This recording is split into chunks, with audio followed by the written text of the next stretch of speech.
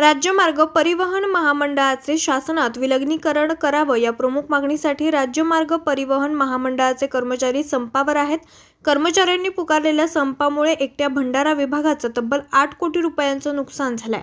भंडारा विभागात भंडारा, पवनी, साकोली, तुमसर, तिरोडा आणि गोंदिया असे 6 आगार आहेत। भंडारा विभागात संपाची सुरुवात 30 ऑक्टोबर रोजी तुमसर आगारातून झाली, तर दुसऱ्या दिवशी 31 ऑक्टोबरला तिरोडा आणि गोंदिया आगारातील कर्मचारी, तर 2 नोव्हेंबरपासून साकोली, भंडारा आणि पवनी आगारातील कर्मचारी संपावर आहेत। एकूण 1,500 कर्मचारी पुकारलेल्या संपात सहभागी झाल्यानं दैनंदिन होणाऱ्या 2,652 फेऱ्या बंद आहेत। 367 बस आगारामध्ये उभ्या आहेत। गत 17 दिवसांपासून एसटीची बससेवा बंद असल्यामुळे दररोज सरासरी 45 लाखांचं नुकसान होत असून आतापर्यंत एसटी महामंडळाच्या भंडारा विभागाला 8 कोटी रुपयांचा फटका बसलाय।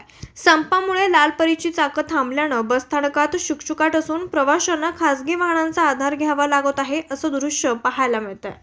न्यूज रिपोर्टर चेतन समरीत, आज 24 तास, भंडारा।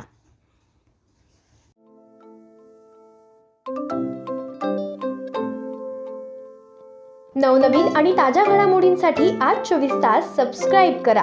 त्याचबरोबर बेल आयकॉनवर क्लिक करा आणि मिळवा आमच्या बातम्यांच्या नोटिफिकेशन्स। तसेच आज 24 तासची प्रत्येक बातमी आपल्याला कशी वाटली हे कळवा, लाईक करून, कमेंट करून आणि आमच्या बातम्या शेअर सुद्धा करा।